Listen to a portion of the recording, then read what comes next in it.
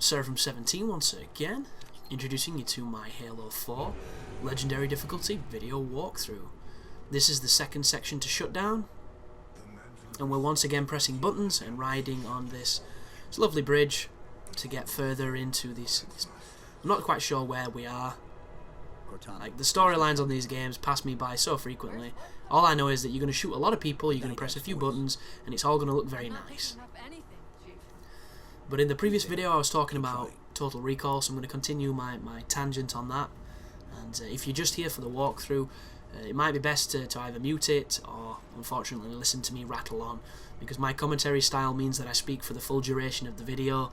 I do not enjoy awkward silences, because I do believe it makes it very, aforementionedly awkward. So I like to keep it flowing, keep it dynamic. And that just means that the topics that I cover have to be quite wide and varied, because you can only say shoot that guy, then shoot that guy so many times before it's just a symphony of shoot that guy, and I will not be the channel that does that. It's the death of creativity, and it's the day that this channel stops being what it's supposed to be. So Total Recall. Kate Beckinsale's not as good a bad guy. Copenhagen is played by Bryan Cranston, who's a fantastic actor, but he's completely underused in this. Bill Nighy has a really strange cameo playing the resistance leader. Kind of preferred the deformed dude on the guy's belly, but, I'll let him off. One moment I did really like was not only did they reference the three-titted girl, but she also said the line that the alien guy said to her when he saw the three tits, which is pretty great. And it came thick and fast, and it did make me smile. There wasn't enough, Arnie lines. I would have preferred a few more, but for the most, it's a watchable, decent film. It's not going to change your life. It's not really going to make you think about it after you've watched it. It's just one of those filler movies that'll do until the next one happens, which is a shame, because I do think that Total Recall could have been done better. I do think it could really be a metaphysical, philosophical action film with some interesting depth, but when every 5 minutes there's a taxi cab falling off an electromagnetic field and everything's blowing up and everybody's shooting guns, and their excuse for futuristic guns is to put as many holographic sights and telescopic lenses on the top of something to make it look fucking ridiculous, is not, paying the right places attention in my view. But decent film, could have been better. You could say that for quite a lot of things, actually. The next film I saw quite recently was Men in Black 3. And I've not watched Men in Black 1 or 2 for quite a long time. I really liked the first one. I thought the second one was slightly weaker, but still a fun film. And that's exactly what they are. They represent a different time in like Will Smith's career. Back when Will Smith were kind of goofy, kind of still the Fresh Prince of Bel-Air, trying to break the reins of that image. And he used to sing those songs that, nobody really liked, and we just bought him to support the Fresh Prince. And, he was on top of the world. And he suddenly transitioned into being a respected actor, doing a much more, mature roles, much more difficult and dynamic roles, and he moved away from the comedy and the goofiness that kind of made him famous, that he cut his teeth with. And to come back to it after quite a long time is definitely an interesting step, having seen where he's come from.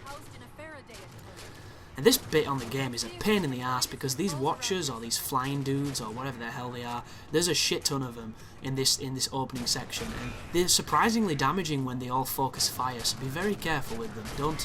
Don't underestimate them. The cowards too, as soon as you start hurting them, they run away. Not a fan. But this is the first Men in Black film where he didn't do a song before it, which goes to show, the era it's been released in, because you can't get up on the stage and, sing a catchy tune anymore. Everything's different. The world's more serious, post-terrorism, post-9/11. You can't sing that shit. And it's an interesting stance. Also, Tommy Lee Jones is not in this film as much as he was in the other ones, because the main narrative element is time travel, and he actually travelled back to when Tommy Lee Jones' character was younger, and he's played by Josh Brolin, who is a fantastic actor, and he's doing his best Tommy Lee Jones impression, playing, the character from Men in Black. So it's a lot of different systems coming together in something, and the one thing that I really enjoyed about this film is it doesn't treat you like a child. A lot of films nowadays, they push this fucking PG certificate. Even though a PG nowadays is the equivalent of like a 15 back in, you know, the 80s, because they get away with doing and saying and referencing a lot more than they ever would have, because we're becoming more desensitized as a society. And the one thing I love about this is the same thing I love about, you know, vintage Spielberg movies like Indiana Jones. He's not afraid to put, you know, kids in trouble, to achieve a sense of peril, to be slightly more mature without, you know, waving a dick at somebody or saying the F word all the time. It's, you know, there's a very fine line between being patronising towards a younger audience and achieving emotional resonance with them, and that's what this is. This is a resonance that is very rare, and it does it well, because there's a little bit of cursing, there's a little bit of adult jokes that show up, and it's a lot of stuff that'll go straight over a younger person's head because they're too busy, you know, enjoying all the funky effects and Will Smith being Will Smith. But the adults are entertained as well, and it's a balance that's lost on a lot of filmmaking nowadays. Like, Pixar are fantastic at it. There's, you know, various animated suites are good at doing it, but films, not so much. Films generally treat you like a retard, especially when they're going towards the PG rating. And it sucks, but Men in Black completely does what you're supposed to do in this kind of situation and makes a film that's entertaining for every age. There's a lot of nods and winks to the past titles, there's an interesting story, and there's a twist that I did see coming that's pretty much explained at the very end of it, but it still managed to be quite touching and a really nice sequence for a series that deserved, you know, that kind of care, because it's not the most difficult of storylines to tell, but they did it subtly and they did it enough so much that you can enjoy it and it feels like it's right. It doesn't feel forced or contrived, and I liked that a lot. So I cannot recommend Men in Black 3 enough.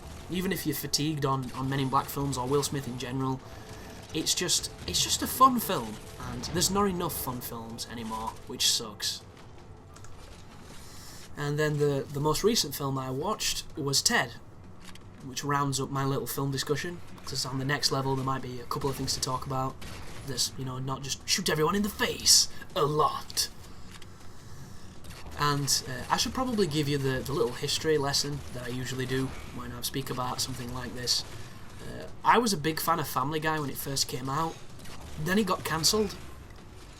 Then they brought it back because the DVD sales were really high, and, you know, popular demand means for you know, bigger and better things. I don't know if they moved a network, I can't quite remember. And I started to not really enjoy it anymore, because I've always been a South Park guy. I think South Park is infinitely superior to Family Guy. If you like Family Guy, that's perfectly fine, it's not a problem. I just kinda, I'm not going to say grew out of it, I just grew to not enjoy it as much. Obviously that doesn't mean it's bad, it just means it's not to my taste anymore, it's not my humour style. And the first few seasons were great, after that kinda left me behind. I, however, adore American Dad. I think American Dad is amazing. I think American Dad is consistently the better series for me, because it makes me laugh, and it's got the type of humour that isn't quite as random and off the cuff and out of, you know, just random left field that Family Guy is. It's a lot more film quote heavy and referencey, and it's more thoughtful, because Family Guy has become extremely visual nowadays. That's why they have those silly moments where it just turns into this visual gag where they repeat it so much that it stops being funny, and then in the hopes of it being funny again. Whereas American Dad is a lot more in what they say, what they do. It's a lot more thought out. It's a better breed of comedy for me personally. Ted was not a great film. I don't know why I didn't enjoy it. Like, there was a lot of funny moments, there was a couple of bits that made me chuckle, a couple of bits that, you know, could have been better. I found myself getting bored. Like, you know, Mark Wahlberg grows up with this bear has some of this success, this bear talks pretty rude, then there's the inevitable domestic decline. Like, I don't know, it didn't grab me at all. And it should have, because it was, you know, it's decent enough script, there was some funny lines, there was some moments that, you know, people probably get quite offended with that did catch me off guard, and I thought they were kind of funny, but there wasn't enough. And I really expected it to be like the South Park movie, where, you know, they knock it out of the park, and it wasn't. And that was a shame, that, because I expected much more from it. It just, I don't know. Like, if anybody knows what I mean, because it's very difficult to articulate why the film let me down, but I think I just expected so much more. I think I expected like a Forgetting Sarah Marshall. I expected something with a progression, with some depth, and it was incredibly shallow, which, for a film that's, you know, fundamentally toilet humour and nothing but toilet humour, I might have been expecting a little much. But I just didn't enjoy it, folks. I wish I did, because I'm a massive fan of Seth MacFarlane. I think he's a genius. It just didn't resonate with me as it should have done.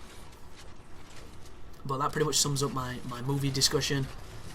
There's a couple more that I've probably seen, but I'll not bore you with the details, because it's nothing too worthwhile mentioning. But what I will tell you about is Zone of the Enders, the high-def collection with Zone of the Enders 1 and the second runner. I'm probably going to do a guide for Zone of the Enders second runner because it's one of my favourite PlayStation 2 games.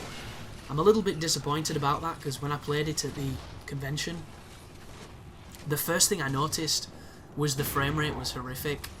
Absolutely horrific. On the very first sequence of the very first level, the game slowed to about 6 frames per second, and I'm a lot more sensitive to frame rate dropping thanks to, you know, having a PC capable of playing games well. So it's going to be difficult for me to let it slide, and we'll see, because apparently the review I read on Game Informer is the game performs better on the PlayStation 2 than it does on the next gen consoles. And I don't know if that's because it's a bad port, or I don't know what it is. I don't know if the, you know, the new aspect ratio on the high res, the up-resing has been too strenuous on the tech. I don't know what it is, folks. But what I do know is if that game slows down as much as it does, as much as I remember it does, that's going to be a difficult title to play. And the achievement list so far, it doesn't really look too specific. There's a couple of missions you've got to S rank, which if I can get those captured, I'll probably put those up if I don't do a guide. But I'm not promising anything, but I want to cover it, and I'm just hoping I don't play it and I don't get upset, because that game is very special to me, and there's nothing worse than waiting and anticipating a game you love for it to have a bad port. But fingers crossed will be cool. This room here, be careful in this room. The guy who's just spawned on the far end, if you get close to him, you'll notice that he's got a lot more like red lights on his face. It's like extra armour. And it turns out he is a specific breed of the Knights who has the incinerator rifle, or incineration gun. I can't quite remember its name. Essentially, it is a BFG. It is a shoot once and watch things die.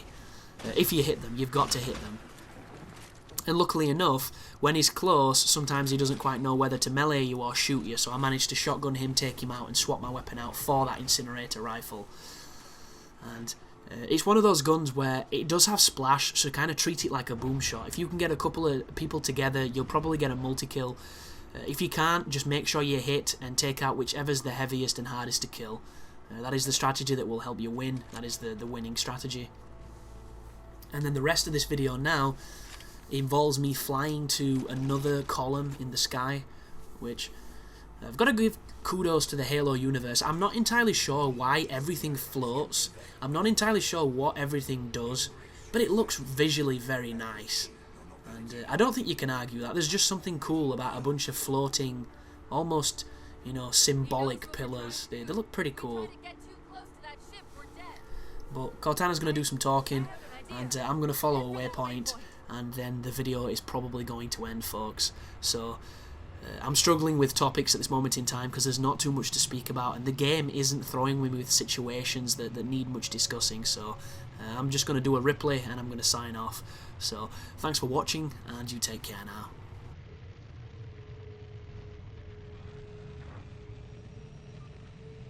Those defense spires we keep running into are being controlled from this tower. Get me to the control room, and we might be able to reposition them to block the Didact ship from leaving.